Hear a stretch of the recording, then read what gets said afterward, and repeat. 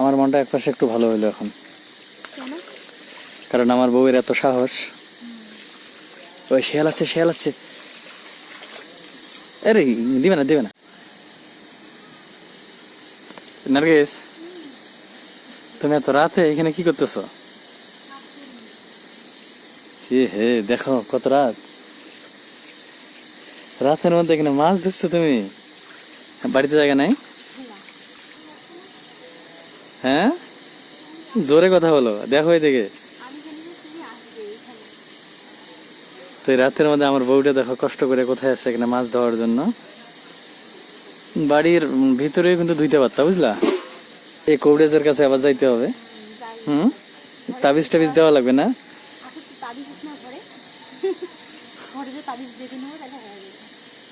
যারা ভিডিও দেখছে আর তারা অবশ্যই মনে মনে মানে বলবে যে আসলে আমার বউটাকে আমি কত কাজ করাই, দেখো এই রাতের মধ্যে কোথায় আসে এখানে মাছ ধরার জন্য। চতুর্দিকে এখানে জঙ্গল।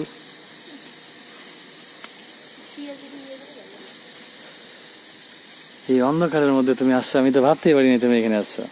আর আমি ভাবছি তুমি ওইদিকে পিছন দিকে গেছো, মানে বাড়ির ওইদিকে। একদম জঙ্গল আসছো এখানে। কতক্ষণ লাগবে? কি ভয় লাগছে? এটা কি বলছে? এটা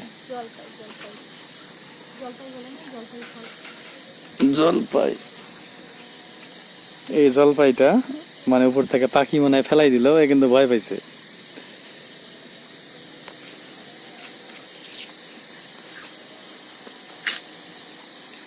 ধরো। জলপাই। এটা কি মাছ বলতো? ইলিশ মাছ। তোমার জন্য রান্না করবো সব গেস্ট না, আমার ভাবতে অবাক লাগছে যে আসলে নার্গিস এখানে আসতে পারবে। মানে আমি মনে মনে ভাবছি যে নার্গিস তো এখানে কোনোদিনই আসবে না রাতে এইভাবে, আর তুমি এখানে আসছো একাই।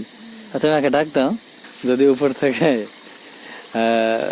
মানে একটা ভূত এসে ধরে তাহলে কি অবস্থা হবে বলো? একদম অন্ধকারের মধ্যে মাছ রেখে দৌড়ে যাবে।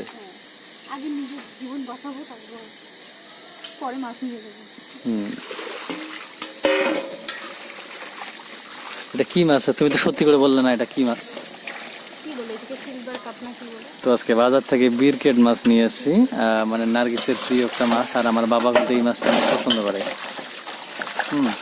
তো ভাবলাম যে আসলে এটার দামও কম, আর মানে এখন একটু হাতে টাকা পয়সা কম, তো ভাবলাম যে এটাই নিয়ে যাই। কম দামে অনেক ভালো মাছ একটা, খাইতে অনেক ভালো।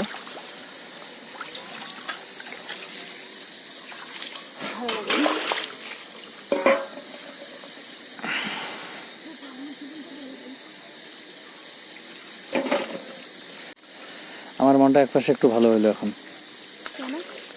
কারণ আমার বউয়ের এত সাহস। ওই শিয়াল আছে, শিয়াল আছে। আরে দিবে না, দিবে না। ওই এটা পারবি লাই নার্গিস, গেল তো। মাছ ধোয়া কমপ্লিট।